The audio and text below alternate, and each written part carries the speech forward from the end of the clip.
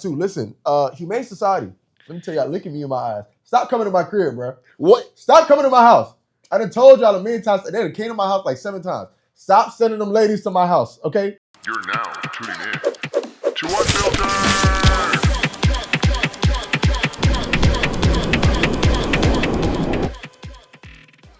All right, guys, welcome to another episode of Unfiltered 2026.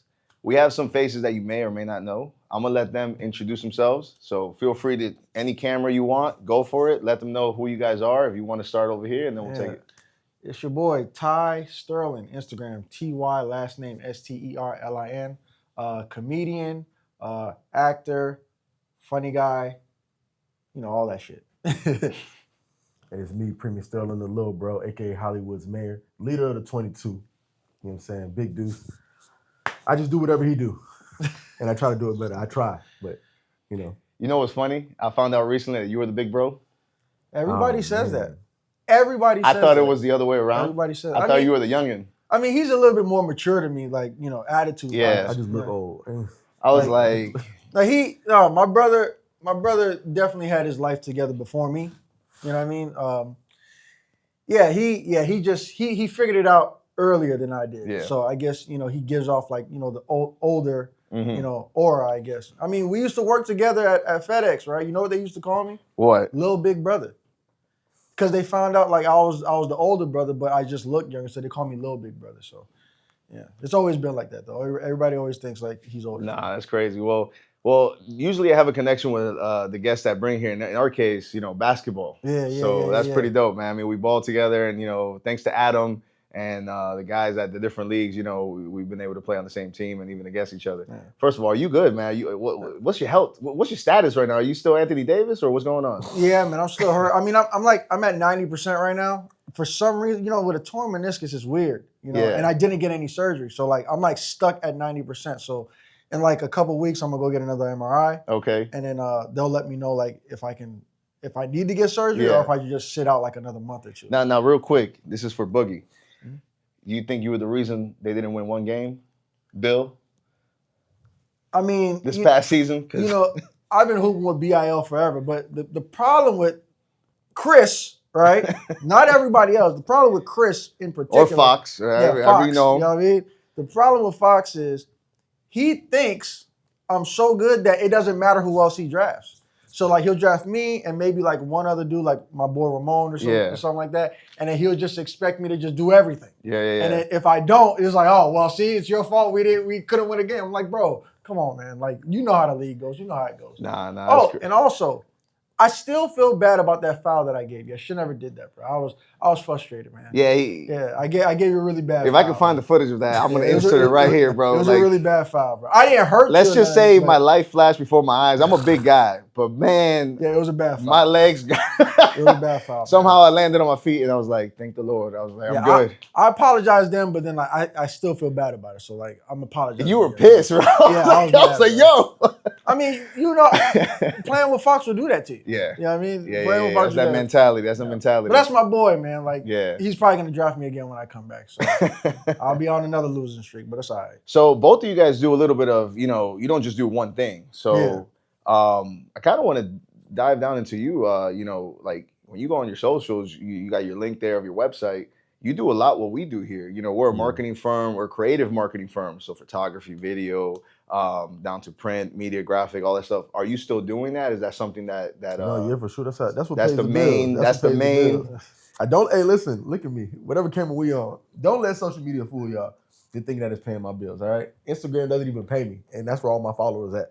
And people think that I just sit at home all day and make content, but yeah, graphic design is what pays the bills. I do graphics, photography, videography, and I make beats and do a lot of websites and different stuff like that. But yeah, that's kind of how I started getting into the media production. Yeah. And now you're what I call a creative. I mean, you're well-rounded. You do it all. Now, do you have a team, or do you? No, it's just me, homie. It's just me. Very impressive portfolio, man. I appreciate it. Thank you. Almost like a team would have put that together. No, yeah, I wish I had a team, and I'm always trying to find people. I got a couple of young people that I help, try to put them on and give them work and stuff like that. But yeah, I don't have a team, man. That's kind of how I started doing graphic design in the first place.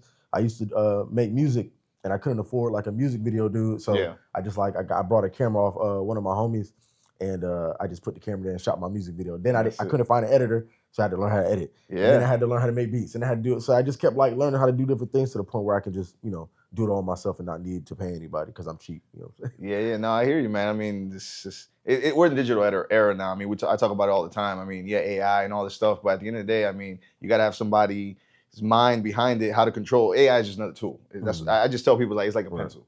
You know, Picasso used that pencil and he knew how to use that pencil to create a masterpiece. Just because you got the pencil, or in this case AI nowadays, doesn't mean that you're gonna do something good. You know, that's why everybody's asking ChatGPT, "Can you please tell me this? Can you please tell me?" Like, what you mean? Now with you, obviously basketball, but you also, you know, a comic, you know, comedian. Like, where did that come from? Like, because that takes, I'm gonna be honest, that takes some balls to like stand in front of people. Yeah, and, I mean, and possibly get booed. Yeah, you know, because you control their night. Yeah. I definitely got booed before. You know what I mean, I definitely got booed before. I had somebody threaten to whoop my ass. I was so unfunny. Damn. So you know, you just boo. I'll whoop your ass. I'm like, oh shit. All right. But yeah, like the whole comedy thing, it happened because one of my best friends in high school, he started doing comedy. He moved to New York and he was doing comedy. And you know, in high school, I was always looked at like as the class clown. Yeah. And he was like, "Yo, why don't you do stand up?" I was like, "Nah, that's your thing. You know, I don't think, you know, I could do that." But while I was here, you know, I was modeling, I was doing acting. I did like this Adidas commercial that really like boosted me a little bit. So then, like, you know, I got full of myself, and I was like, "I'm moving to LA." So I moved back to LA, where I'm originally from. Okay. Yeah, and you know, I was pursuing acting, and he was like, "No, come, just do stand up one night." I was like, "No, I'm not doing it." Then one night, I go check him out, and they had like an open mic night, and he put my name on the list without me knowing.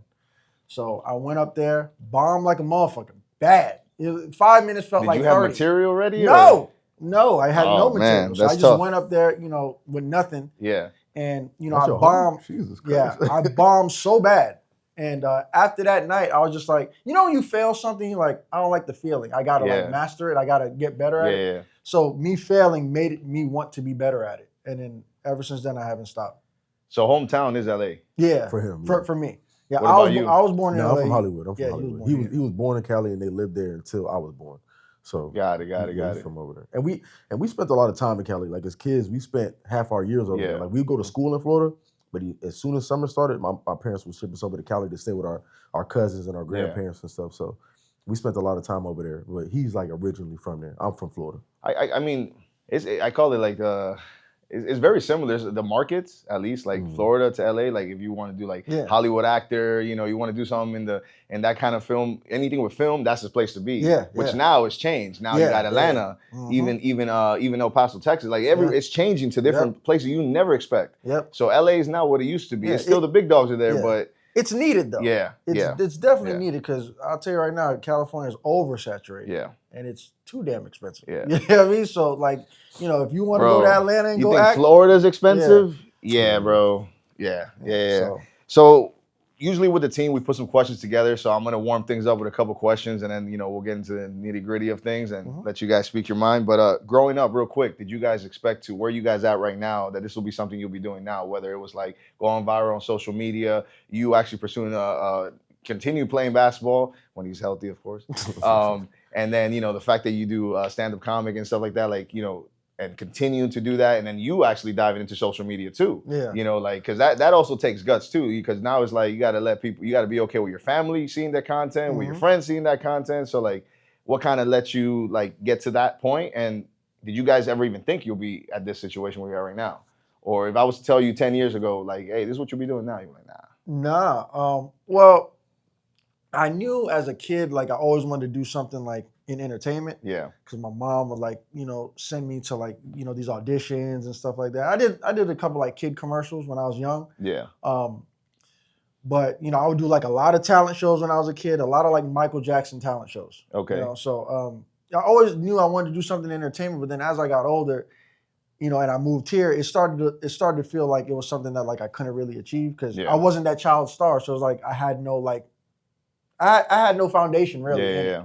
So, I started playing basketball. Basketball didn't work out. I'm barely 6 foot. So, you know what I mean? Did you play ball too? Yeah, I did. Yeah. He's a Sheridan Hills legend. Whatever he did, I did. Sheridan Hills legend. Yeah. Yep. I ain't that serious. And if I'm not mistaken, there's another brother. Yeah, just my one young, more? yeah, my Yeah, he made youngest music. brother. Yeah, he Shout makes out music. Fetty Route, man. Yeah. Talk to He Chief. balls too. Yeah, he did. Actually, he's probably the most athletic out of all of us. Because he can dunk. He Yeah. can dunk straight up. Yeah. And he's like 6'2", so and the worst part is he doesn't work out. You know what I mean? he don't care about that. He type don't of play stuff. basketball not nearly as much as me, but he's definitely. That's when it not comes fair, to, bro. Yeah, That's not fair. You're he's just the born most with athletic it. one, yeah. Nice. Now with you and even your other brother, do you guys have like a lot of similarities besides basketball and stuff like that, or you guys consider yourselves like your own certain persons? I think we all the same, to be honest. Yeah. I think we all the same because we all are in entertainment in some way or another. My younger brother makes music. He goes up by Fetty Route. Okay. And he's been doing comedy and acting and different stuff like that. And we all kind of do our own things. We try to include each other in everything that we're doing. So it's been like we all on the same page, kind of all been the same. We got the same sense of humor. We like the same type of things. So I think it's just us, being brothers and being under the same roof for so long that, we kind of like the same person. It's good that you guys have that bond. It sounds like you guys have a strong bond between each other. Because, I mean, family is permanent, right? Regardless if you like it or not. But that doesn't mean that you like them. If you guys have a strong bond like that and you guys pretty much have your backs. So that's pretty dope to hear because unfortunately, not everybody's family is the same. So I have a question for you, man. You posted something recently. Mm-hmm. How was it doing a stand-up show at a strip club? Kayla, can I please get that up there? Oh no. Yeah. Because I don't know. I mean, when you go to a strip club, you're going there to see some other entertainment. Yeah. So then you got this guy up here. So how did that work out? Like, who put that together? And was there a crowd for that? Yeah. All right. Or was people shocked? Like, what's going on, man? Like, So shout out my boy Brian G, man. Brian, that's my boy. And I remember I used to do strip club shows at the office, like over there in Miami. And when I did that, I said, you know what? I'm never doing this shit again. I'm never doing this again. But Brian is like my boy. And everybody knows, man, if like me and you locked in, like you asked me for a favor, I'm gonna do it. So he's that guy. Yeah. So okay. He hits me and was like, yo, I got a show for you Sunday, blah, blah, blah, blah, blah. I didn't know it was a strip club. I did not know it was a strip club until I got there. And I'm like, yo, I'm outside the strip club. He's like, yeah, that's the venue. I said, bro, you tricked me. Yeah. Because he knows like I don't really fuck with strip clubs like that. But I mean, when we got there, it was a crowd. Okay. Thankfully for us, the strippers didn't show up till later because the show was like at 8, and then the strippers don't start clapping ass till like 10:30, 11. Okay. So like we had a little buffer time, for the people that was already there. Yeah, because I think that would have been really weird. It's like, all right, Chris, we'll need you off the stage. Yeah. And then it's like, for what? It's like, here he comes. Well, exactly. You have a stage name? Yeah, well, no, it's just Ty Sterlin. Okay. That's my name. Because some people have a stage name. So, all right, so it's like, here comes Ty. Stripper name just now. So I was curious about that, man. I was like, man, you get 100 something? What's going on, bro? The thing is with that show, they did it right. They had the comedy show early, and then the strippers came in later. At the office though, it was like strippers and comedians is all in one spot. So it's like you telling jokes and she's clapping ass, and then it's just it's too much at one time. You know what I mean? And it didn't work out. So that's why I was like, what strip club was this? This was Candy's Cabaret in Miami. In Miami, it used to be Taboo, and then they closed down Taboo and then turned it into Candy's. You remember where Boulevard Cafe? Yeah. It's like, so here's Boulevard. It's literally on the backside of Boulevard, like right behind. Okay, I know where that's at. They shut down Boulevard. Yeah. They turned it into like a medical center. Yeah. For all the niggas that got knocked out in that club. Yeah, because I know Tootsie's does karaoke, but they have it in the back. Yeah. Separate. I did stand up in there too. Yeah, but that makes sense. They even have you have to go through the separate entrance. Yeah, you have to go to like a separate So you know what you're going for, Exactly. So that makes sense instead of like you mixing in, eating some chicken wings, watching this. I'm literally, in that one, I'm literally on stage and the stripper pole's right here. Yeah, so. Did you use it as a prop? No, I did not use it because, they don't be cleaning it. You got all type of juices. Oh, boy. So. All right. And then something else recently, we'll go off to you. You're a boxer. Yeah. I fight. Excuse me, undefeated. Undefeated. Boxer. You know what it is. 2-0, man. So I look good in that picture. You look like me. So let me ask you this. Is this something that just kind of recently came upon you? Like, let me start doing it now, actually like get professionally in a way? Or you always been a fighter? Or I've always I've always fought like people. That's how I got kicked out of school. I was Yeah. getting into fights, and I started teaching myself how to box in like 9th grade. Just like playing Fight Night and trying to emulate, what they do and watching videos, YouTube videos and stuff. But I actually, most of the stuff that I do is because somebody told me I couldn't do it. Okay. So like it kind of happened where I started fighting at this gym, John Way. Shout out to John Way Martial Arts. That's kind of the team that led me to being 2-0 right now and undefeated. But when I got there, I just wanted to learn how to kick because I've always spent my life boxing. Yeah. And they taught me how to kick and stuff. And I made a joke about how I'd never get in the ring. I was like, I don't care. Yeah. I don't care about it that much. And somebody was like, yeah, we know. And I was like, oh, that's how you feel about me? All right. Like, and he's one of my teammates and one of my coaches. And I'm like, all right, man. Like, if you really feel like that, I'm going to show him. So, like, I went. I pulled the man card on you, bro. I know. It's like you pulled my card. I'm that like, inner, like, I ain't no bitch, bro. Like, Yeah. I'm going to take on the challenge. You're like, what the fuck did I just get myself into? And I felt like it because I was, at the time, I think I was like 29, maybe 30. You know what I mean? So I'm like, I'm not trying to fight for real, but like, I should at least experience it. So I did my first kickboxing fight. I won by split decision. And it really like irked me that I did not just win. Yeah. So I took this boxing fight recently because it was like what they call like a short notice fight. I think I had like 2 weeks. Damn. And yeah, like Somebody backed out or something, or 3 people backed out. That was the problem. I had a fight and then like the dude ended up backing out. Then I found this other dude who like was like talking kind of crazy. And I called him out, and then like he was like, "Yeah, but I'm having a kid." I'm like, "Yeah, but I'm having a kid too, bro." let's You're not the woman. You're not having yeah, a kid. I was like, Let's let's just work. And then he didn't want to work. And then they found me another pony, and then that guy got sick, and then they found me one last guy, and it was like 2 weeks notice, and the weight was different. I was supposed to fight at like 170. So imagine like I'm like starting to cut crazy, and then I just stopped cutting. I'm like, all right, forget it. Damn. So I'm like 205 now, and they're like, oh, we got somebody like a week and a half, 2 weeks. So I ended up cutting down to 190, and I fought a boxing match, and I won unanimously. So Nice. yeah. So fighting is not something I plan on doing for the rest of my life, but it's fun. I like. But at the moment, you're gonna continue. So yeah, I want fight. to. I do want to, but I got 2 kids, man. You know what I mean? I try to be there Yeah. for my kids, and being in camp and having kids. I'm in the gym 2 times a day. Yeah. You know what I mean? I don't like leaving my wife, Yeah. to struggle with 2 kids by herself in the house. So, I try to be there and be in the crib. But if I get the time, I definitely will get another fight in for sure. Nice. At least once a year. You know what I mean? Yeah, because you got to build up to it. It gives you something to look forward to, like Right, motivation-wise, gym and all that stuff. That's what's up. Question: Mhm. What is up with this? Please, Kayla, can you get this up here? Explain this to me. Me posting flowers every day. Yes, explain it. It's kind of a metaphor, actually. It's not like actual flowers. Basically, water your flowers mean take care of yourself and the people that your loved ones in your life. You know what I'm saying? So, I kind of it might get dark.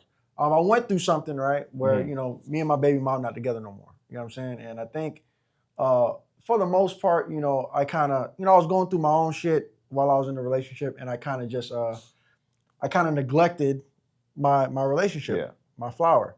Didn't water it every day, and then eventually it died. So I've been going through therapy, and that's something that my therapist kind of like always reiterates. Like, the loved ones in your life, you got to make sure you show them that you love them. Yeah, you know what I mean, and express your love for them, and make sure you take care of them. And the metaphor was, your family, your loved ones is your flower. You always got to water them, and then don't forget to water yourself as well. Yeah. So that's what that is about. Okay. That's what that is about. Yeah, we weren't sure because I know you Not a pansy, bro. Because the other day he posted and he's like, "Oh, I didn't forget." Yeah. And I was like, "Oh, is this a joke, like inside joke that we missed or something?" So I wasn't sure. No, but I like that. That's pretty dope. Yeah. That's pretty dope. Yeah, because believe it or not, I mean, when you guys post, that's why it's called stories, right? Like on Instagram or even TikTok, anywhere, you're telling a story in a way. Yeah. So, and that's honestly where all the eyeballs are at. Yeah. Your page is one thing, but it blows up in the story. People sharing it and stuff like that. Yeah. So the fact that you slide that stuff in there is pretty cool. Yeah. Like I have a couple of friends that they have a big influence, and out of nowhere they'll always put like if there's a missing child case, something like that, they'll throw it in there. Yeah. So you'll see funny content and boom. Yeah. Because I got the awareness there, and it's like I'm trying to help. So it's good to see like you using that your fans to then help other people and stuff like that. So that's pretty dope. Yeah. That's what's up, man. Well, now we know, Kayla. Now you know. She was wondering. All right.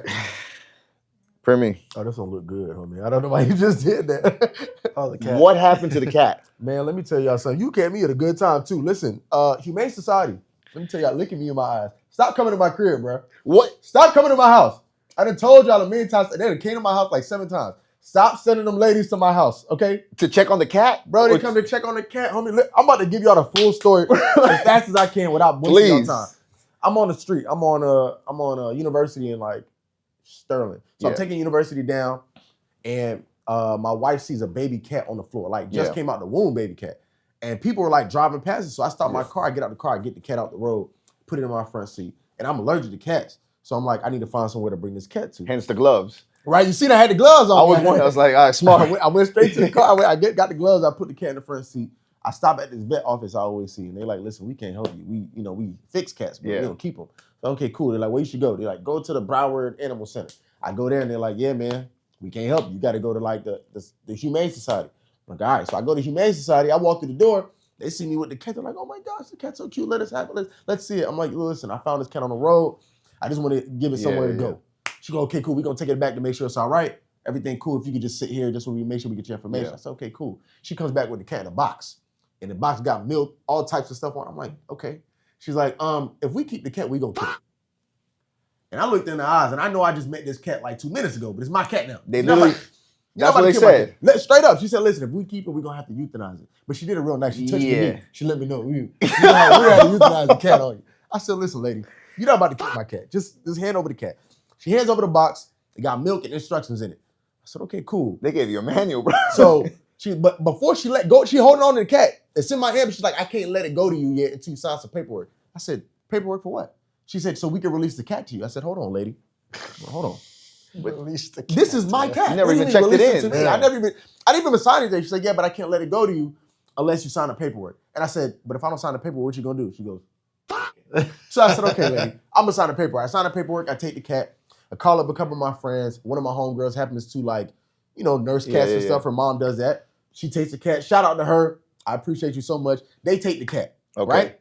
They get the cat neutered. They do all the stuff. A year later, some lady at my door knocking. I'm in California, but I got security cameras going crazy. She knocking on my door for like 5 minutes, right? I'm like, I'm not gonna answer this thing. She leaves a note on my door. My mom went to go check it. She's like, "It says the Humane Society. They said they're looking for a cat. They're looking for you." I said, "Ain't no way. This happened like a year ago." So when I get home, the day I get home, they must have been watching me because the day I got home, they knock on my door again. I go, "Excuse me, how you doing?" She's like, "Yeah, you got that cat. We should make sure that cat good." I said, "The cat you was gonna kill?" She goes, "Well, I don't know what you're talking about." I said, "All right, listen, I ain't got the cat. The cat cool though. Here's a picture of it. It's good." She goes, "We just need to see the paperwork to make sure it's all right." I said, "You don't need no paperwork. Okay, lady? You don't need the paperwork. It's okay. If you can, just let us know it's neutered, whatever." I get the paperwork from my homegirl. I send it to him. They sent another lady to my house yesterday.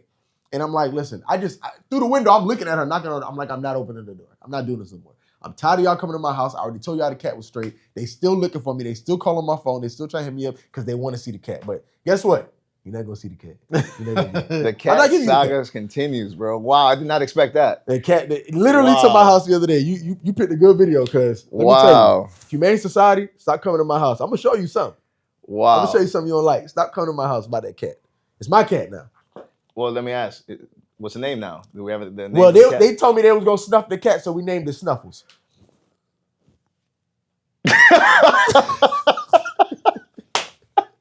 We kept the cat, that's man. fitting. That's fitting. That's fitting. He told me we'll snuff my cat, man. So speaking of names, can you please tell me where did Bones come from?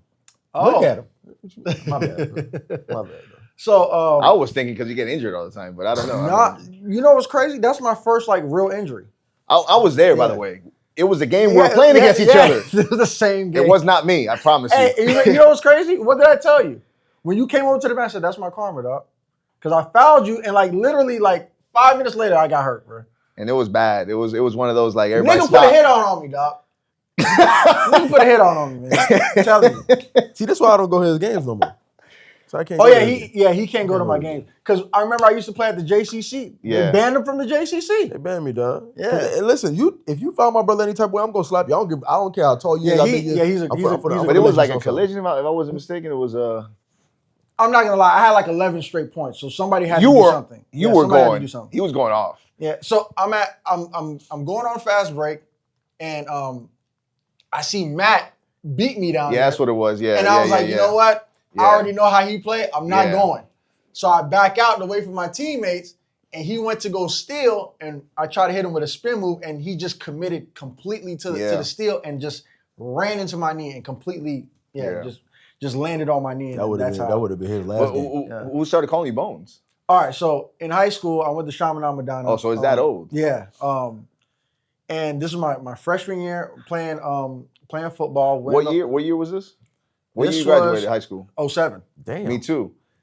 My bad. So you guys had that monster basketball team at the time. Yeah. There was a team that bro, you just gave me nightmares with that school name. Eddie Rios, Max Grove. We got Eloy destroyed. Vargas. Yeah. Where'd you go to school? Northeast High School in Oakland Park. Oh, yeah. And we thought we were the shit. Next thing you know, we go in there. The guy dunks the first play. I said, yeah, I'm good. That was our opening play. I said, I'm good. Tip off to Eddie. Good. Off to Eddie. Eddie gets it. Eloy takes off, throws an alley. And then I found out the guy that dunked was a point guard. I said, yeah, I'm good. I said, I'm good. Huh? It was somebody. Somebody dunked it, but I don't know. Maybe they were just lying to us. But he was short, and I was like, bro. It could have been a homeboy that we wasn't fucking with at the time. And I was like, bro. Zach. At the time, Bailey? it's over with now. Huh? Yeah. Bailey? Yeah. At the time. But anyway, so freshman year, it's summer. We're doing summer workouts and stuff like that, and we're in the locker room, and coach is trying to like hype us up. He's like, we got to be bigger. We got to be faster. We got to be stronger. And blah, blah, blah. He goes, ain't that right, Bones?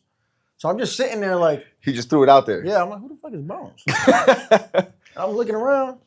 He goes, I'm talking to you little shit. Like that's how coach used to talk to us. Yeah. And everybody started laughing, and ever since then, everybody been calling me Bones. Everybody been calling me Bones, bro, ever since that moment. So yeah, that's where Bones came from. And then I kind of hated the name because people hear the name Bones and they think like I was trying to be tough. So then they would like go extra on me, like, oh, you think you tough? I'm like, bro, I got this name because I weigh nothing. You know what I mean? It's just that it's not a gangster name. You know what I mean? Yeah. Now the spelling, because I thought the first time I heard Bones, I was like, well, it's probably like Bonez. Yeah. Is it Z or is it with an S? No, it's S. Ah, damn. It's as soft as can be. I know. You should have stuck with the Z. I'm like, you got that Z for a reason, bro. Yeah. Damn. Okay. That's interesting because I've always wondered. I was like, why the hell Bones? But yeah, you're right. I mean, skinny. All right, man. Well, I think it's time to really get down to the nitty gritty. So, where and why did you start Premi News? How did that come from? Like, what was the inception of that? Or did it evolve?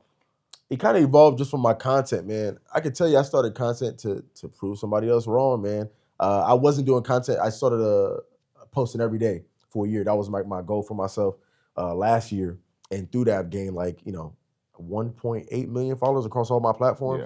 Yeah. And I used to just tell jokes, you know what I mean? Because, I grew up with the funniest dude on the planet. So I got some of it, you know what I'm saying? So I used to just tell funny stuff and tell jokes. And then I don't know what exactly news story popped up, but I made a video about it and people loved it. It went super viral. I think it did 20 million views. And then since then, I was out of the gate. It just did 20 mil. It was crazy. It was probably one of my biggest videos. It's probably still on my timeline somewhere. And since then, I just started doing more news stuff, and then I started calling stuff, being like, I seen this, and I know it's gonna happen again. So that's why it's called Premi News. What's news to you, I already knew. So I just started adding it all together and taking different content that I made and just made it into one thing. So, and y'all on point, man. I don't know what type of research y'all doing, but we actually, I just got a setup in my crib. We're gonna be doing full YouTube content on Premi News stuff, similar to the Daily Show. I'm not gonna lie, when we were doing our digging and stuff like that, the team was like, please, remember, we do this, we do marketing, you know what I'm saying? So I was like, he needs to up that YouTube. He needs to get there. I was like, you got everything checkbox. And then once we got to the YouTube, I was like, nah, bro, those numbers need to get on YouTube. No, yeah. And that's where the money's at. No, true. It's crazy. People say that, but I'm gonna let you know something. The money on Facebook. If you do content, get on Facebook for sure. I don't know what's going on over there. Yep. I don't know what Zuckerberg got going on, but get on Facebook. Yeah, for real though. If you guys my brother, I told him we got this thing that we're working on called the Premi Show. It's just my own skit comedy show. Okay. Where I was gonna put on YouTube, and he has his own skit within it called the Horny Police. It's the funniest thing on the planet. The Horny Police? Yeah, imagine cops, but it's he's a horny officer. He just try to stop people from being horny. So he been doing that online for a long time. Okay. We gotta bring that to life. So we're working on that now. We've been kind of working on shooting different stuff and doing different content. We shot a couple commercials for the show. So yeah, we got some big stuff coming this year for sure. I'm not slacking no more. My YouTube is gonna get up there, but YouTube wasn't on my mind at the time. I was just trying to post, and since I kind of got there, and I've gained 3,000 subscribers on YouTube this year. Just started, so I'm gonna keep pushing it. But yeah, that's definitely something that y'all will see more. I think that's the beautiful thing about the digital world that we're in right now, before we used to turn on the TV and whatever they put on the TV is what we had to watch. Right. Yeah. We are the TV now. Yeah. pick, Yeah. Yep. I mean, Yeah. the fact that we can make our own content now, if you have an audience, you build that audience up. And yeah, if you can get into the masses, even better. But not everybody needs to be big, big, big. You can have your niche market and still be good. I know people that they probably have 30,000 followers and they make good money, bro. Oh yeah, for sure. It's not about the numbers sometimes. That's why I'm glad that you mentioned that, because a lot of people think they see the numbers on there and they're like, oh, this guy's rich. Yeah. Instagram don't even pay like that, Yeah, bro. They don't.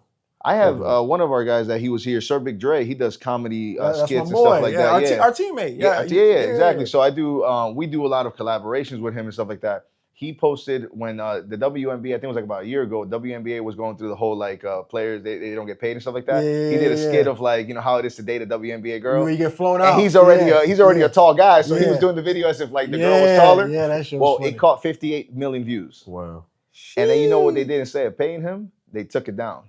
Why did they take it down? They said that there was something with violation, and he appealed it. And it took like 3-4 months, because I was like, yo, I'm gonna help you fight this. This is bullshit. Like, you know, and money wasn't there. He posted, he's like, it's bullshit. Because we did the calculations. There was supposed to be some money. Oh there, no, for sure. I was like, bro, they'll do that something. too, man. 50 something. I was like, bro, that's the problem. That's some man. bullshit with it. So Snapchat be paying too sometimes. Yeah, Snapchat you gotta have like a certain there's like a requirement. They're a little weird and stuff like that. And then TikTok right now, I don't know what the hell's going on with TikTok. It's the goddamn Wild Wild West right now. I mean, the 22nd is supposed to be a big date for them because they're supposed to be changing over all this stuff. But I mean, they pay too. But But that's a game of social. You got to jump. You got to know where you're at and be ready. That's why it's good if you have content everywhere. So take it from there. I mean, you really should tell them how you started the shit. Yeah, you know, let's get the because you remember he said if somebody telling him he can't do something, he's gonna do it. So is that's exactly what happened. I mean, like I wasn't making content. I wasn't a content creator. I would just do my job. I kind of did graphic design stuff.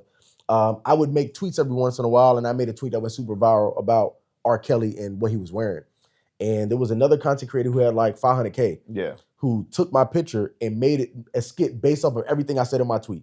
Like just was talking, but saying everything I said in my tweet, and it went super viral. And I was like, this is the third person who stole something from me. These are like big creators. They were using you as a ghostwriter. So I'm like, man, it's kind of crazy that y'all stealing from me. I mean, like, it's kind of nuts because I don't even do this for real. But like, y'all can't come up with your own content. And he got wind of my video, then started talking crazy about me. He was going live, talking crazy. We got into a little spat going back and forth. And then at the end, he was like, you're just mad because you'll never reach this level. You'll never be a content creator like me. They just want my clout, whoop-de-whoop. And I'm like, if I wanted to be a content creator, I would be better than you. That's how I feel about almost anything. Yeah. Whether it's basketball, football, whatever. He's always been a better basketball player. But if he asked me right now who can win one-on-one, even though I have not played in years, I'm going to say me. Because that's how I feel. Yeah. You know what I mean? And we kind of got into it, and I was like, you know what? I'm going to post every day for a year. And I'm whatever he's doing, I'm going to do it better than him. That lit that fire. And since then, whatever platform he's on, we're not even close no more. And that's just like how my mind works. I feel like if you trying to tell me I can't do something, it's because you genuinely believe that, and I just can't let it slide. So we got to making content every single day, and I made sure every single piece of my content was stolen from somebody. I wrote down stuff every single day. I made sure all my stuff was original, and through all my content, I posted almost over 500 videos. Now, once somebody said, "Oh, you stole this joke from me," because I don't steal jokes from people. It's just not my thing. You know what I mean, my brothers always told me about like, you know, comedians, how they get their jokes stolen, it changes their lives. You know what I mean? He had told me a story about how Martin Lawrence, I guess, stole like the whole like shenanigan thing from this one comedian, and that guy disappeared. And I'm like, I know how that feels to get stuff stolen, so I try my hardest to create my bro, content. you telling me Sinead, bro, that's my He was telling me about, it was like Martin. Not too many people know about Sinead, bro. I be throwing that like at a random. I'm like, Sinead, and people like, who's that? I'm like, oh, you don't watch Martin. Yeah, it was like another comedian who had like a character similar to that he would do a stand-up at the end of every one of his things. They said him and Martin happened to perform on the same like show. Yeah. And then after that night, Martin started doing shenanigans, and it was just like a whole thing that kind of messed hold on, this is not my information. This is stuff that I researched. So if Martin, if you see this is not on me. It's not my information, okay? I saw it somewhere else, and I just relayed the message to him. Martin, we love you, bro. We love you. Trying to be in Bad Boys 5 or 10 or whatever it is. Come on, man. Come on, brother. Yeah, this is just what we, this is, you know what I mean? I even looked it up, and I saw it, and they were saying the same thing. There were two comedians, actually. I want to say it was Arsenio Hall and somebody else that was talking about it the other day, and they were bringing it up, and they're saying they would love to have Martin on the show to kind of like explain his side of it, because, you know, it's just something that they feel like after that happened, the comedian disappeared. So I made all that content. I gained almost 2 million followers now. And I was like, since then, I'm just not going to stop. I'm just going to keep doing what I'm doing and try to, continue the content, see how far we could push it, and try to collab with my brothers on whatever we can to make more content. So that's what's up. No, that's what's up. Now, question: when you started that, you were like, all right, let's get this content. I'm gonna post every day, nonstop. Did you, at any point in the beginning, did you get discouraged? Like, man, this shit ain't working, bro. Like, you stop this. Yeah, see, my thing is, if I set the goal, it doesn't matter how bad I'm doing in the beginning. It's all about the end. If I get to the end and I'm like, it didn't work out, then it didn't work out. That's how I felt about fighting. I was like, if I go through all this fighting, I cut all this weight, I do all this training, and I lose a fight, it is what it is. You know what I mean? But you saw it through the whole way. I saw it. Because in the beginning, stuff wasn't hitting, but like I got like some people that rock with me. And my brother was, he's been popping way longer than I had. Like there's this thing that we joke about, like when we go out, people used to see me and they would stare at me for a long time, and then they'd be like, yo, you Bones, little brother? And I'm like, yeah. And now it's a little different because now people approach me and they know me for me. Yeah. And it's just different now, but like throughout my entire life, it's always been you Bones. If I'm in Florida, you Bones, little brother, they know. I'd be in California, somebody say that to me. Now, you know what I'm saying? Now they think it's the other way around. Now, you Premi? For example, I did a show like a couple days ago, and yo, you're so funny, but can I ask you something? Do you have a brother? I'm like, who? And then I'm like, show me. Who are you talking about? They'll go to his page, Premi Sterlin, like, this guy, he looks just like, I'm like, never heard of him. You know what I mean? Like I do that shit all the time. It's like, but why are you there? You want to follow me? Yeah, like, but then like they'll scroll down and see like the picture of both of us. They're like, you liar. That's your brother. Like, we used to do that. I remember the first time, like, because I was never like at the party scenes and stuff, and he was always outside. And this one girl was like, yo, I need you to meet this guy, Tony. Y'all look exactly and act exactly the same. I'm like, I don't know who you're talking about. So we met each other. We both looked at each other. We're like, yeah, never seen each other. And everybody was like, what do you mean y'all don't know each other? We don't know each other. Every time I post a video, if it gets like some traction, there's always at least 2 or 3 people in the comment section like, yo, you look exactly like this guy, Premi Sterlin. I said, what's his name? Premi Sterlin. I said, what's his name again? Premi Sterlin. I said, oh, okay. Like they don't make the connection. You know what I mean? But now to ask you, because I mean, if I'm not mistaken, it hasn't been a full year since you started doing the reaction videos. Nah, not yet. So same question to you. Did you ever feel a little discouraged when, like, maybe because you know how it is when you start out, you don't get the views that you expect. Now, in this case, you got somebody that you're trying to, like, chase, not exactly the same content, but you see what he can do, and you're like, maybe you got that same, like, I can do it better, in this kind of way. Did you ever feel like, man, this shit ain't working, bro? Absolutely. Because I was doing content before him. Like, when you remember when TikTok first came out? Like, I had a lot of videos go viral on TikTok when it first came out, and then like something happened, and then shit started getting fucked up on TikTok. And then I came over to Instagram, started doing shit on Instagram, and the views wasn't there, and you get discouraged. You know what I mean? Imagine working out for 2, 3, 4, 5 months, and you just don't get stronger. You know what I'm saying? You're stuck. You hit a plateau, and I get discouraged. But then, like, what kind of like woke me up? I seen him start, and then his shit going crazy. I'm like, oh hell no! I'm like, I can't stop now. You know what I mean? Like, I'm like, man, if my brother could do it, you know what I mean? That kind of like lit a fire under me. Like, okay, like you can do it too. You know what I mean? You just got to stick to the path. You know what I mean? Just stick to it and don't give up. I mean, and that be the difference between people that make it and people that don't. We might start at the same, you know what I'm saying? You might get there faster, you know what I'm saying? But eventually, if you don't give up, you'll get there too. But you just I think a lot of people give up. I mean, how many friends do we know is like, hey, I started a business and all that, and then they go hardcore for like 2-3 weeks and then it disappears. Yeah, and then disappear. Like we know somebody real personal. And it's like, what the hell? Like, my man, like you didn't even see it through. Like, they give up because they're trying to get that paper right away. And I understand, but it's like, in any business, bro, there's a plan that you have to attack. Business plan, you got to go with it. And sometimes, you can win. I can win the lottery right now and be rich in an instant. But that ain't gonna happen to everybody. So it's like you got to understand that. So that's interesting. I think just recently, is that your first 1 million view video that you hit on Instagram? That's actually my second. Oh, okay. I hit one like probably like 2-3 years ago. The Playboy? Playboy one? No, Was it a reaction video though? Yeah, it was a reaction video. It was the one where the dude said, you remember the old dude? And he was like, you keep playing, I want some ass. Like, or some shit like that. Yeah. Like that one went to 1 million. But that one, it went to 1 million, but I never really celebrated it because I didn't really react. I didn't really talk on the video. So it was kind of like, it was almost like a repost. So I don't really celebrate that one. But the last one, you know what I mean? I kind of put my own spin on it. I put the R. Kelly song You know what I'm saying? I have my facial reaction. So like that one, I'm a little bit more proud of. Kayla, let me get that one up there. Uh-oh. This one, right? Yeah. Why do you think it went viral? Come on. You see why it went viral. Can I get a live reaction here? There's 2 reasons. Sorry, right there. I'm sorry. Okay, hold on. I'm sorry that the set is not prepared like you normally have it with a messy room in the back and stuff like that. Please, man. I think it's part of it. At this point, you have to keep it like that. Because I be watching, I'm like, yo, is that a TV on the side? What's going on back there? Bruh. I'm like... Everybody hit me up. They're like, yo, you know what I love about your videos? Your room. You don't give a fuck. It's real. It's real. It's as if you just like out of the bathroom, like, all right, let's do it. Yeah. You might even need to start doing that. Just get in the room, like, all right, let's go. Let's see what I got. So there you go. There goes the room right there. But yeah. Okay, now there's another thing. Do you expect some videos to go viral and then like the ones that you don't expect go viral? Or do you think you cracked the code yet? No. And the thing is, every video that I thought was going to go viral doesn't. So then now I just don't have no expectations. Just don't have the hope. If just it let goes, it do its if thing. it goes, it goes. You know what Yeah. I mean? It was one of those things. So, but the thing is with these videos, I actually enjoy doing them. You know what I'm saying? I actually like doing it. So like some of them videos where you see me talking like a lot, shit, like I enjoy getting my opinion out, which is why I do stand up. Yeah. You know what I mean? So it's something I enjoy. So if it doesn't go viral, oh well, you know what I mean? At least I got to, speak my piece on the matter. So. And then I love your sound effects. Oh. So how selective are you? What you kind of have your like to-go sound effects. I got like 6 sounds that are 4 main sounds that I gotta hit. The fuck, that one gotta go. The gunshot gotta go, and the doom, that boom. Those are like the top 3 for me. I'm working on like adding some other sounds and stuff like that, or maybe like getting like a small reaction, like a pop-up picture that comes up or something like that. Yeah. Just trying to switch it up. No, I love the content, man. It's just great. Now, obviously, you got a couple viral videos, but I want to talk about this one.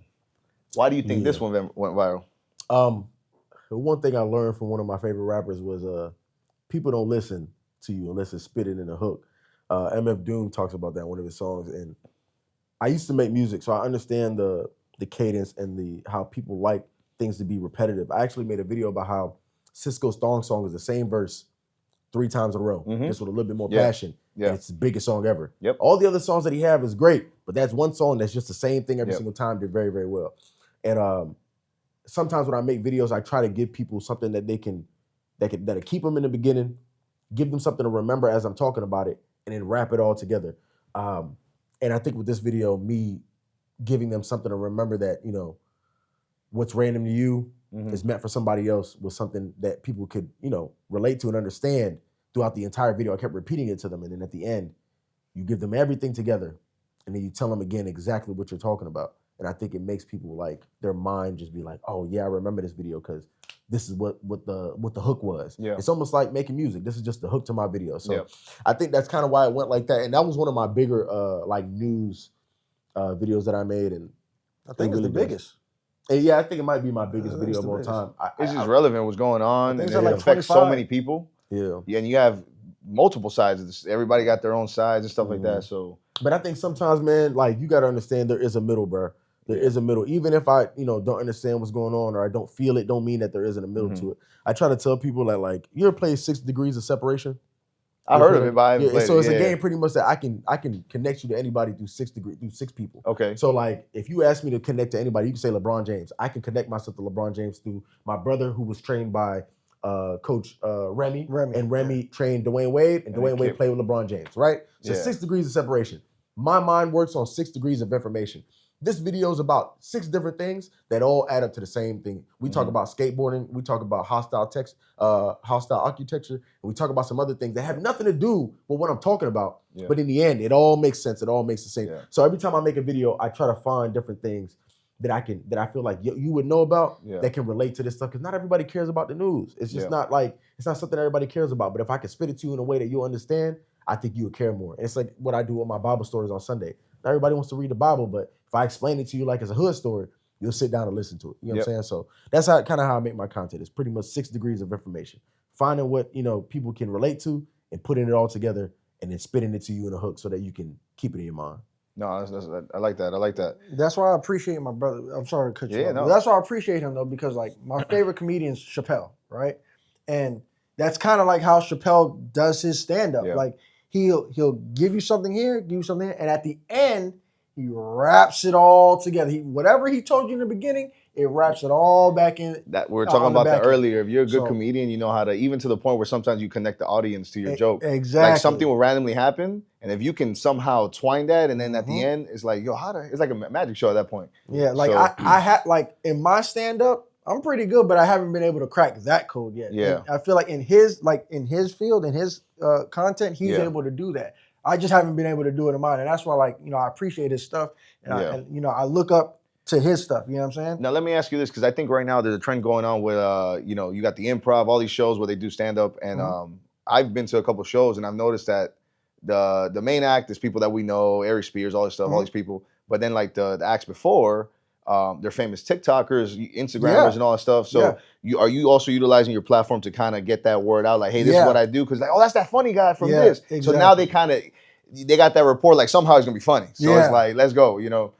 And that's why, like, I started pushing my Instagram more, because, you know, I've done shows at the Miami Improv, I've done Dania Improv, Tampa Improv, I did damn near every improv in Florida, right? But I don't have an agent. So usually when I get those shows, somebody like looked out for me, put me on, you know what I mean, introduced me to somebody. But a lot of times when I try to go on my own, the first thing that they ask me is, what your Instagram look like, what your socials look like, how many followers you got. This nigga's never done stand-up in his life, but people are asking me, yo, your brother does stand-up, have him come out here. Have him come to the improv. Like, sure, he'll sit right there. He'll enjoy the one. You know why?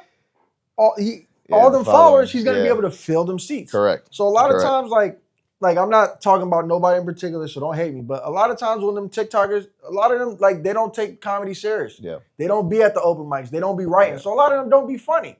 Yeah. But they're able to sell out a venue. And that's really what matters. Can you put ass in seats? Yep. And if you could do that, then we'll work on you being funny later. Yeah. You know what I'm Listen, saying? I tell my brother all the time, if you're popular on social media, you can be whatever you want to be. Yep. That is 100% how it is. I've watched people like, you know, KSI start off with just making YouTube videos, and now he's a professional boxer with a recorded track with Rick Ross and a bunch of these big artists.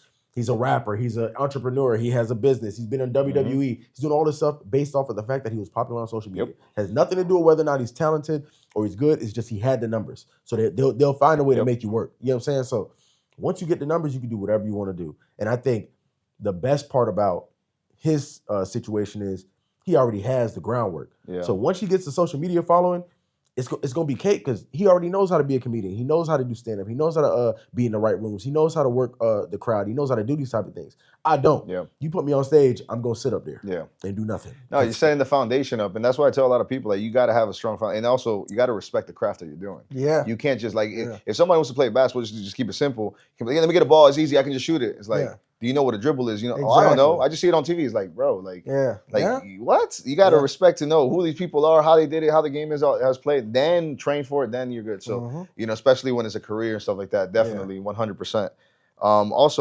But obviously, since both of you guys have a taste of like going viral on social media and stuff like that, I wanted to ask, how do you guys deal with the trolls and the haters? You don't feed them. Like, don't feed the trolls. These, right? Don't feed the trolls, man. That is my number one rule with anybody who's on social media. If you hear me, you watching this, don't feed the trolls. You're going to get more love than you get hate. You just got to respond to the hate. Because when you're dealing with somebody that's hating on you in your comments, they want you to respond. They want you to respond. So if you never respond to them, eventually they're going to get bored, they're going to die out, or they're going to change their tone. And they just want you to respond. So that's all they're looking for. I don't respond to trolls. I don't respond to the hate comments. All the love I get, I'm responding to all the people that are upping me, showing me love, DMing me, saying what's up, stuff like that. Every once in a while, I'll engage just for fun. You know what I mean? Just to, piss them off and then block them. But yeah, like I love, like, especially with the political stuff, they'll come on my inbox and be like, you don't know anything about politics and da-da-da-da. And then I'll, send them a bunch of stuff that their president did and be like, boo-boo-hoo-hoo. I'll see you later, block them so they can't respond to me. So I don't feed the trolls, man. I think it's all about, gravitating towards the love and giving the love energy. Because once you get the hate energy, you go put yourself in a bad spot. So yeah, I'm not as diplomatic. My brother's way better at that than I am. Like, you troll me, 9 out of 10 times you're probably gonna get a response. You know what I mean? You're probably gonna get a response out of me. And he tells me every time, bro, stop responding to these people. And I can't help it. I mean, I've been better lately, you know what I mean? A lot of times, like, I'll either just like hide the comments so I don't have to see it. Yeah. Or, I'll just distract myself with other shit. But a lot of times, man, I will respond. I will talk shit. You know what I mean? If I'm really petty, I'll take your picture and post it and just make fun of it. You know what I mean? You'll be in the next reaction video if you take it too far.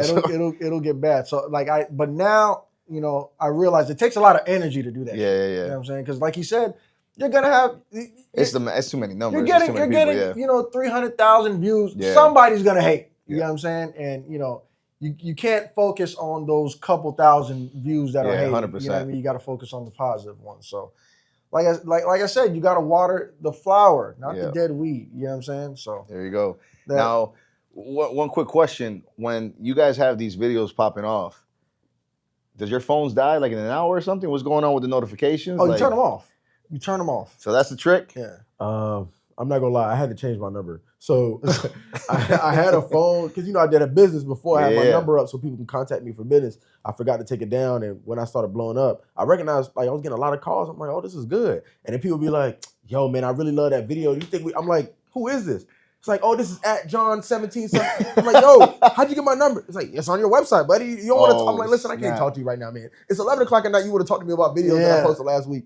So I ended up changing my number. But if I turn that phone on and I leave the notification, it just vibrates all day. So now it's just off. It's just off under my desk somewhere, and I got a new number. And now I only keep the notifications on for the first hour of the video because I respond to everybody usually in the first hour, and then I'll come back the next day and maybe respond. But you got to turn the notifications on. Yeah. Your phone will die. I have a cousin. He's a DJ. He has a big following. And one time we were at a show, and he's like, "Hey, I had to hold his phone the whole time. It was just vibrating. I thought it was broken, and I looked." And I'm like, yo, this is crazy. I'm over here. I get excited if I get 3 likes. I'm like, hey, let's go. We got that buzz, And I take my time. Like, that's crazy, bro. Now, one thing that's important for both of you guys, particularly for the reaction videos, because you have to do some research. Same with you. You got to do some research, right? Mm-hmm. It's almost like current events. When something happens, you kind of got to jump on it, because then it becomes something that's of the past. How do you guys pick and choose your content? Like, how do you say, that's what I want to talk about? Or you're like, nah, let me not touch that. Do you guys have rules that you set, like little guidelines for yourself personally? Yeah, I do got rules about things. Like I usually don't talk down on anybody. I think throughout my whole entire content, I've never talked bad about anybody. I think if you have bad in your life, I might bring it up. Like I talked about Hulk Hogan being a racist, saying some stuff, but for the most part, I try to pick things that, are educational. You know what I mean? Like I'm a funny dude. I make funny content, but I'm trying to also teach people. I think that's what's important. Is trying to find the things that I can teach and help somebody understand things. And not everything needs to be content. You know what I mean? Like when Renee Good, the lady who was shot in the face by ICE. Yeah. You know what I mean? A lot of people make videos the same day. Yeah. I have a rule. You get in 24 hours, bro. I'm not gonna sit up here and try to make content off your name because I know it's gonna go viral so I can make some money. It's like I need to sit down, I need to understand what's going on. I need to read. I need to understand before I get to making content about it. Because half of these people don't care. They're just making content because that's how they make their money. That's called the bandwagon effect. Mm-hmm. They find a window, something happens, and they want to jump on it. It's true. You're going to get more views than normal, right? Like something happens right now outside, and we're the first one to post it. It's a TMZ effect, Right. So, but that doesn't mean that it's going to go, or you're going to be the one that ultimately wins at the end, So I'm glad that you actually do the research and actually make sure, like, this makes sense. Let me get my facts together before I start. Because I can be wrong, but I never want to be a liar. You know what I mean? Like, I'm okay with being wrong. I might get something wrong, but I don't want to be up here trying to lie to y'all about something so I can get some more views on TikTok so I can get some money. It's just not for me. Now, in your case, with the reaction stuff, are you to the point where people are sending you stuff like, you got to do a reaction? Oh, yeah. People send me shit all the time. Because some of the stuff is from out of the country, bro. Like, you know what I'm saying? Like, how'd you even find that? Yeah, like, I'll like, they send it to me, I'll save it, I'll throw it in the queue, and then, I'll get to it, when I get to it. But for me, if it triggers an emotion out of me, I want to react to it. Because then it's real, you know what I mean? It's not doctored, you know what I mean? It's a real reaction out of it. It's really how I feel. And I try not to talk down on people unless you're just a shitty person. You know what I mean? If what I'm reacting to is you being bad, you being a shitty person, then I might, you know what I mean? I might highlight that and be like, yeah, you're not a good person. Yeah. You know what I mean? And I'll put my little spin on it, put some comedy in there and stuff like that. But for the most part, I try not to talk bad about people, talk down on people, and anything that gives me an emotion that I can make funny. Yeah. You know what I'm saying? So, but yeah, that's really what it is. Because I want people to look at my content and be like, I may not agree with him, but that shit is funny. You know what I'm saying? Yeah. That was funny. And then, damn, he's doing this. I wonder what he's like on stage. Yeah. And then when I come to your city, you'll pay a $20 ticket to come see me on stage. No, 100%, 100%. So, actually, one thing I seen there's one guy that I follow on TikTok, but he does the auto-tune in his comment. Like he has a segment in the show where he does the auto-tune and he puts the mic to you and you can sing whatever. Oh, yeah. I forgot with the guitar. Yeah. He plays, He kind of looks Indian. Correct. Yeah, I know. And then what he does, he starts putting, which was pretty smart, he puts his show dates at the end of the video. Because we got the views on there. And I'm like, yo, that's how I was like, he's coming in here. I'm going to go watch it. And it's sold out, bro. It works. So that's pretty dope. That's what's up, man. Well, we're going to do a little quick segment. We're going to be calling something called This or That. Okay. So this is where you guys can agree or disagree. Oh, no. All right. So this is up to you guys. I'm going to let you guys talk. Let's go with the first one. So 10 people who care versus 100 people who don't care, whether it's a show or a viral post or whatever. Which would you pick, this or that? And any particular reason. Like if I'm performing? It could go for anything. Whether in your case, performing, would you rather perform for 10 people that actually care or 1,000 people that just don't give a fuck pretty much about you, and you're like, Me personally, I'm going with the 10 people who care. Okay. You ever listen? As a comedian, it is the worst shit in the world to be in a room with hundreds of people and you say your punchline and nobody fucking laughs. Just dead silent. Yeah. That shit will fuck you up. Give me the 10 people that care.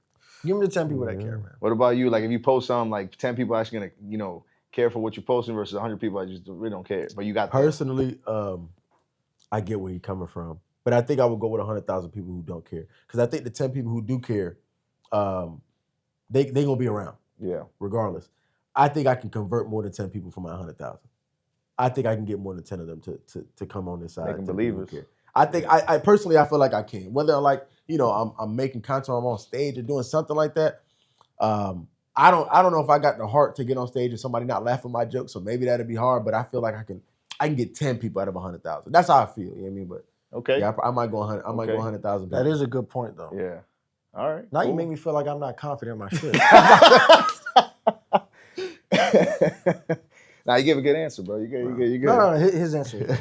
All right, let's go to the next. Creative freedom or creative stability? So would you rather just have full control? And this can apply to anything, whether you're doing your stand-up, whether you're creating your own content, you're doing a flyer, whatever the case may be, or be in a place where you got the money, but you have to follow the rules. So you could be creative, but you have to follow certain rules. So you're kind of caged in the sense, but you got stability. Or would you rather, eat ramen noodles, but you can do what the hell you want, and you're just taking that chance? So yeah, man. I mean, the broke in me wants to say stability, right? But I know in the long run I won't be happy, right? Like the comedian that I looked up to my entire life was Chappelle, and you see he quit the Chappelle show because he wasn't happy. He had no freedom. He had no comedic freedom. That's a good example. And as comedians, like the one thing we hate is when you try to censor us or tell us what we can and can't joke about and blah blah blah. So it's like, yeah, we can make a lot of money, but the passion is going to be gone because we're not doing what we want to do. So for me, I want the freedom. Yeah, I'm going creative freedom 100%. I think to me personally, the more freedom I got, the more creative I can be, I'm going to get the stability somewhere now. Yeah. You know what I mean? Even if I wasn't doing, even if it's not content, I think eventually. And I honestly, man, that brings up a good point. I think me and my brother need to turn up a little bit. I think the stability could be there if we I think the two worlds can meet. Yeah. But you create it versus you working for somebody else where, you kind of, And I think that's where we kind of, what we were talking about with the guy, like, you know what I mean? I think that's where our minds are. I think we need to revamp some stuff. But Okay. Let's go on to the next. Late night working or early morning grinding? When's your time to get your stuff done? Because everybody's different. Or you can in the middle of the day, bro. I mean, before I started working this job, you see my posts. I'm Yeah. in the gym at 5 a.m. Yeah, You know what I'm same. saying? Yeah. I'm in the gym at 5 a.m. and then I don't go to sleep till probably 12. You know? Yeah. So all day but preferably if I'm just doing content, I prefer to do it at night. Yeah. I mean, because if you notice, my bedroom look a little different. I got the neon lights and shit. You know what I'm saying? Ain't no sun coming in. Yeah, I got some records on the wall. You know what I mean? I got some posters up. You know what I mean? I'm trying to do a little different. So late night for me is perfect because nobody wants to hear me screaming at the computer at 8 o'clock in the morning. I'm late night. I think my best jokes and my best content comes at night. Usually it's like 2 o'clock in the morning. And I have this rule where if I'm up and I have an idea, doesn't matter how tired I am, I have to get my phone to write it down. Yeah, So most of my stuff comes at late night. So I think I would prefer that. That's a good tip because that happens to me where the idea comes and it'll just disappear. Because you'll be like, oh, I'm gonna remember in the morning. You won't. You'll remember a different story of the idea. Different story. You're like, wait, but that's not how it goes. Yeah. It didn't have that flow like how I was saying it. got And it. now you Yeah. pissed at yourself like, dog, I had it, bro. Yeah. And it's gone. I've lost so many good jokes, so much good content, just being like, yeah, I'll remember in the morning, knowing that I got low iron and it's messing with my memory. Yeah. And then I'll wake up in the morning and not remember anything. So late night working for sure. Okay. I do like to get up in the morning and get the gym in. I try, but late night definitely for the content and stuff. Okay. Let's go to the next. Would you rather go viral once or do the whole slow and steady pace and just grow your platform? Slow and steady. Yeah, slow and steady for sure. That viral stuff that don't do nothing for you. Yeah. It won't change your life as much as people think it will. Like I think you can go viral once and it could be big and people will care for a little bit, but eventually it'll fall off. You ever seen that one dude who used to do the little dance with the book bag on? Oh yeah, the backpack. He went big viral once. Yeah. And now he's struggling, to get his stuff back together because he didn't really have a niche. He had no content, no disrespect to him. That's true. That's what you call a one-hit wonder. Yeah, that's what happens, bro. Yeah, that's true. And this ain't music. You can't get 3 remixes cut off hey, come get on my song. We could get another hit. You know what I mean? It's like one content. So and again, as a comedian, they teach you you're literally forced to a slow and steady grind because any comedian that you met that made it, they always say, man, 10 years, bro.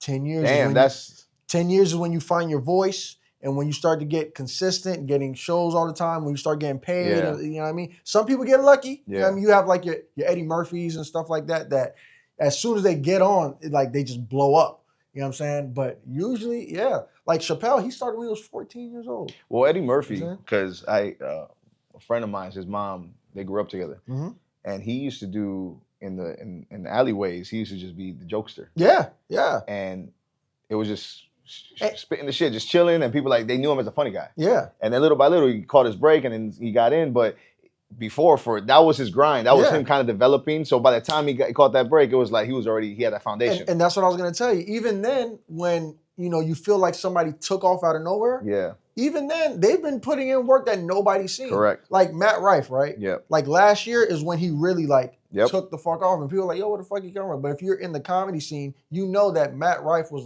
15 years old on Venice Beach with a boombox and a mic, telling jokes on the beach. Yeah. You know what I'm saying? He's been doing that. No, 100%. 100%. Let's go to the next. Peer validation or family validation? So this is, I touched upon this a little earlier. So do you guys, you really want that validation from your family, or, because essentially you're gonna get the looks, right? Yeah. Why'd you say that? Why you do that? Because you're a representation of your family. So.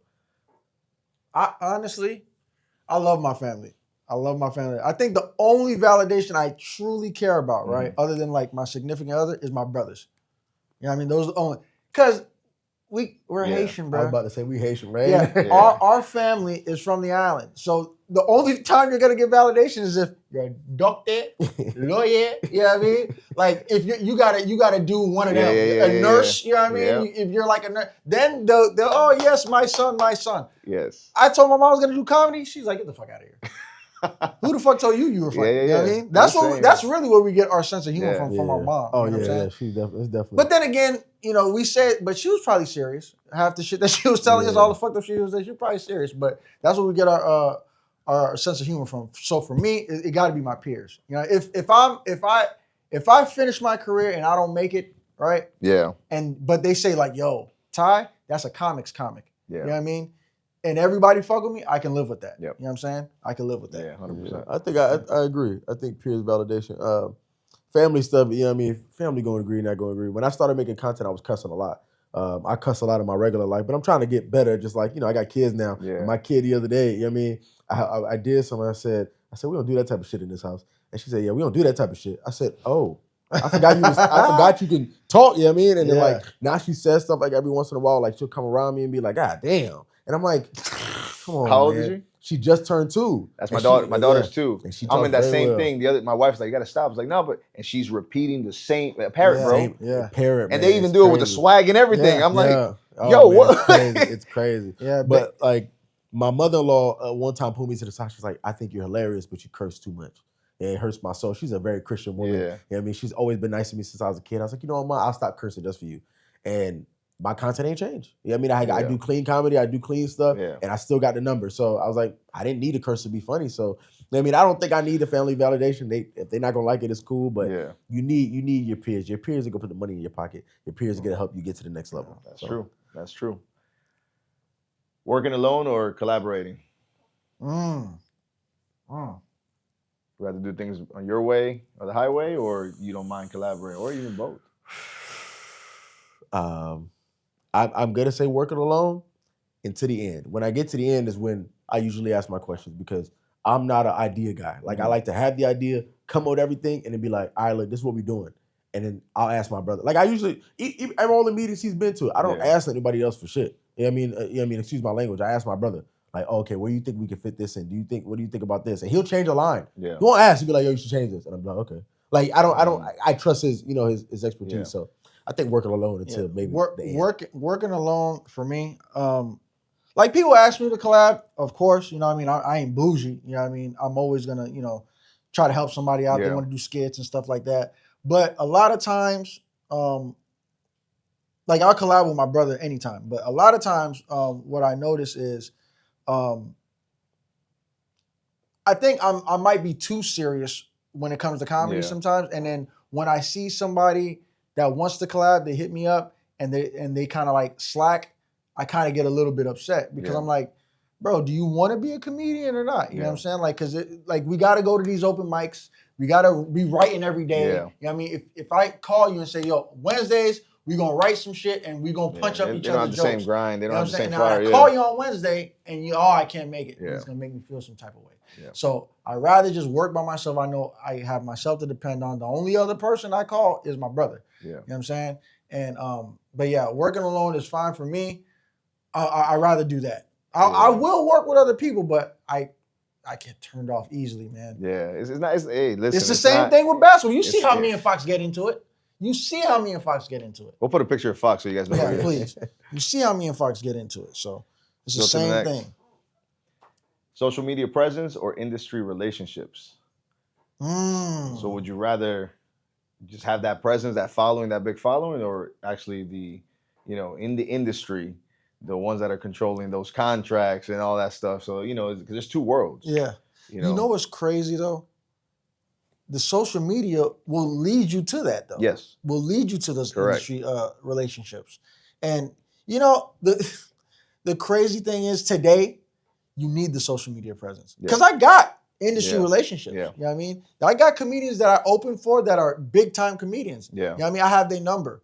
We talk on the phone and stuff, but it don't do me. You can open up for them. People are like, who's this? Exactly. So you don't have validation. So it don't do nothing for me when that comic is in Milwaukee. Yeah. And I'm in New York and I'm like, yo, I need to get on stage somewhere, and they can't do nothing for me. And then I'm the type of person like, I don't like to ask people for stuff. I like to earn my shit. So I'm gonna go with social media presence because I earned that. Mm-hmm. I built that up. You know what I'm saying? Social media presence for sure. Yeah. Okay. Sure. I think we got one more. This one goes into, I will go, what you guys post. Do you trust your gut before you post something and you want to kind of be a trendsetter? Or do you trust the data? Like, you know what, I do funny stuff, I'm gonna keep doing funny stuff. Or sometimes you go against the grain, you're like, I don't know, this is it right here. Yeah. That's your gut talking, that's he always told me trust my gut. Because we had this conversation where I was like, I don't know. This is like when I was feeling like, I don't know if this shit's gonna work, blah, blah, Mhm. blah. And he was just like, look, bro, you just gotta keep posting. The people that fuck with you are gonna come. There's too many people in the world, you know what I mean? There's gonna be people that like your content, even people that don't like it. But you keep posting for the people that like your content. And then eventually they all will come. Because like there's comedians that we know, right? That we see sell out and you might not think he's funny. You know what I mean? There's people, there's somebody right now that's gonna tell me Chappelle is not funny. Yeah. You know what I'm saying? There's somebody but he doesn't do comedy for that person. He does he does comedy for people that enjoy his comedy. Yeah. So me, I'm gonna trust my gut. I'm gonna stay with my shit, do my shit until eventually it catches on. And if it doesn't, right? And if it doesn't, I can live with that. It's kind of like the stability and freedom type thing. You know what I mean? I can trust the data and go with stability, right? Or I can have my freedom and just trust my gut. So me, I'm gonna trust my gut. I agree. Like he was saying, we had a conversation. I told him, I think one of my biggest thing about social media is if you're watching this video, look at me. You just gotta find your tribe. That's all it is. It's 7 billion people on Earth. If you telling me you can't find 100,000 people that are like you or find your stuff to be funny or think that you're hilarious or whatever it is that you do, you're good at what you do, then you're down yourself. You just gotta find your tribe. That's all it is. You going on social media and you posting until you find the right people. They're gonna keep coming. Because when you find somebody that likes your stuff, I guarantee you they similar to somebody else and they gonna like your stuff and they're gonna bring it all, and you're gonna get all the people to come around you and you're gonna find the right people. Because if you go off the data, you're gonna build a following of people who don't really care about you, they care about the data that you posting about, the stuff that you posting and how you posted it. They don't really care about you and your content. They care about the way that you posting the content. It's not actually you. It's not originally you. Trust your gut, follow your tribe, find them, and then when you do that data, you can do your own data. You can find your own data for your own people. But if you sit here and try to trust the data and do what works and eventually, bro, these people that are following you are just being built off of like fake you. And it's just like, you can only fake it for so long. I know they tell you fake it till you make it, but one day you're gonna have to be in a room with a bunch of real ones. And then you're gonna have to explain yourself. And it's just not gonna be something that is gonna make sense. Trust your gut, find your tribe, and appease to them. Stop trying to appease to everybody. It just don't work that way. People hate me. Yeah, can't whoop me. So I'm not undefeated boxer over here. Okay, please. Kickboxer too, please. All right. You train. I think you train with one of my boys. Richard Shepard is his name. I don't know. Richard Shepard. He. Oh yeah, Rich. That's my boy. That's my boy. He's one of my groomsmen. Oh no, really? Yeah. No, he cool people, man. I love way him. back. He used to live with me at one point. Oh really? Oh, that's dope. Shout out to Rich, man. He was one of the dudes that I knew that had a daughter at the gym. So when I first had my kid, I was talking to him about like what it was like to have a daughter and stuff. He was putting me on to like different stuff that I could do and how to like be a better dad and stuff. So man, I love Rich, man. He's a good dude. I haven't seen him at the gym in a long time. So Rich, if you're seeing this, I don't know where you've been at, but you need to come back. I don't know if you think you can just not come around no more because you got stuff going on. I got 2 kids. Come to the gym and come get some work, man. You know his brother. You know his brother Ramsey. Where's Rich? Oh yeah, you know Ramsey's his brother. Ramsey? Is his brother? Ramsey that play ball? Yes. That's oh his shit. Yeah. For sure. You know what's funny? Ramsey did tell me he's like, yeah, my brother he does martial arts like MMA. Well, okay, so this is what's funny. Mm-hmm. To me, I never called him Bones, but that is my Bones. Like, really? He is the skinny. Rich? Yeah, he is the skinniest of, because I knew him from growing up. I'm like, man, that guy is so delicate. Like, and then little by little, and then we always stay in touch. I mean, he's one of my groomsmen. Yeah. I mean, so and then at some point we had a hard time, lived with me, and everything was good. And then, bro, you know how I found out about the daughter? One day we're like, hey, we have a game night. Like, we're meeting up. Comes with this girl. It's like, yeah, she's pregnant. I'm like, who's pregnant? What girl? Like, I thought you were single, bro. Like, what's going on here, bro? And then that flipped his life around, in the sense that, like, it made him like, all right, I gotta get my shit together and take it from there. But and then out of nowhere, because he was always funny. This guy's he's a gamer, so he loves all this, like, he'll talk to you, bro. He's a talker. Yeah. Out of nowhere, I think he became like a spokesperson for like the fighting and stuff like that. And out of nowhere, he's like, "Hey, I'm gonna start fighting." Like I don't know what it was, jiu-jitsu or something. I don't know what. Yeah, he had an MMA fight with us, I think. I was just like, "Wait, you fighting? You're the skinny kid that I used to like, bro, you fragile." So I'm proud of him because he started taking it seriously. And again, he started doing it, the basics. He went through it, And yeah, I mean, so that's why I started seeing. I was like, wait, I think there's a we connection. call him there. man straight at the gym because like even if he don't got the technical stuff, once he kind of get a hold of you, like, all right, man, let me go. I don't know why you holding it so hard, but he's like, he got some strength. He's a technical guy. He's a guy that reads the manual, bro. So he'll be like, I'm gonna learn how to do that move, and I'm gonna master it. So he got this one submission. I forgot what it is. I don't know if it's a triangle choke, but when he kind of get it, it's kind of locked. So it's like you kind of like. Over time, you like just don't let him get you in that. You know what I mean? Like that's one of the things. Just don't let him. And then Ramsey, I always knew his brother. Yeah. And out of nowhere, Adam was like, "Yeah, Ramsey, you should tell him to come play because we're short." I'm like, Ramsey, I don't know Ramsey. And he shows up. I'm like, "What you doing here?" Like, I came to play. I'm like, "You play?" Yeah. I'm like, small world, bro. Yeah, that's that 6 degrees. That's crazy. That's crazy. Yeah. Well, listen. With that, we're gonna wrap up this episode of Unfiltered. Anything, I know you mentioned earlier you guys got some projects coming up, but anything new, any new shows, anything? I'll be back. I mean, I don't know when they're going to see this, but I'll be back at the strip club on Sunday. Is it every Sunday? Or? Every Sunday they got me out there. Shout out to Brian. Very funny, by the way. But you tricked me, nigga. Now I'm stuck and locked in at this stripper comedy show. So, but yeah, I'll be there every Sunday. So whenever y'all see this, the next Sunday I'll be there. I will be there with my ones. But yeah, that and then every second Sunday of the month. Every first Saturday of the month I'm in Tampa. Okay. There's a spot out there called Wagwan, and I do a show out there every month. Other than that, but you post your shows on social stuff. So we'll put your socials up and everything like that. So that obviously stay up to date. Yeah. Premi News. How often do you release a new Premi News? So I think. Right now, we're looking at shooting twice a month. You know what I mean? Shooting and releasing an episode twice a month. But I want to do more stuff for my brother, man. You know, I think that's what it is for me. I think this year is going to be 100% Sterlin Brothers, all three of us. You're gonna see us doing everything. The theme song to my show is written by my little brother. You know what I mean? I made the beat with my homies. My brother's gonna be writing on the show. He's gonna be on the show. We're gonna be doing everything. I feel like that's the next step for not only me, but for us as a family. I think we need to just, push ourselves to that point because we getting old, man. And I see myself in the mirror every day and I'm like, man, I got 2 kids. I'm getting to that point where you kind of got to figure out what it is because I want my kids to see a real family, trio do what they're supposed to be doing. I mean, we got the time and I think we got the capabilities to do so. So that's what we're going to do. You're going to see a lot more Premi show, Premi News, me and my brother doing comedy stuff together. You might see me do stand-up this year. You're going to see Fetty Rao. Shout out to Fetty Rao. Like he always says, talk too cheap, put your money where your mouth is. It's your boy Premi Sterlin, the Deuce General, Vault Leader of the 22nd. In the meantime, I hope you have a wonderful day. You know I love you and I'll see you tomorrow. But if I don't, stay out of trouble. And follow my brother before I give you some hands. Stop playing with me. There it is. Appreciate it, brother. Thank you, Ty. Appreciate it. That's it. Wrap. You gotta put that lotion on? Yeah, I did. All right, man. Hey, Premi, I forgot to ask you one thing before we leave. Yes, sir. The Hood Bible Stories. Where did this come from? Listen, the hood in the Bible, they it's the same thing. It's all one big story, man. I'm telling you, if you read the Bible from a lens of somebody from the hood, you're gonna see how the stories are so similar. A lot of these hood movies, a lot of these hood classics we watched growing up are really just Bible stories, man. And that's how I started trying to tell people to read their Bible, man. There's so many lessons in there you can learn, but I understand it's kind of written in a language that we don't care about, you know what I mean? And words that we don't use. So I try to explain it in a way that we can all understand. I know y'all probably seeing this picture. I did not do this picture for my Hood Bible Stories.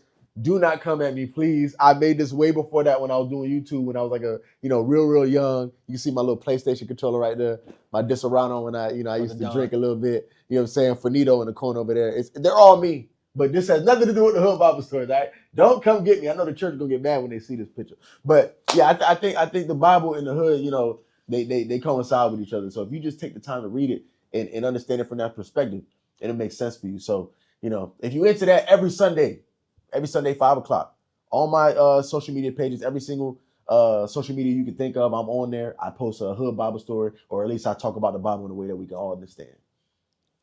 Thank you, man. Appreciate it. For sure. It's no pressure.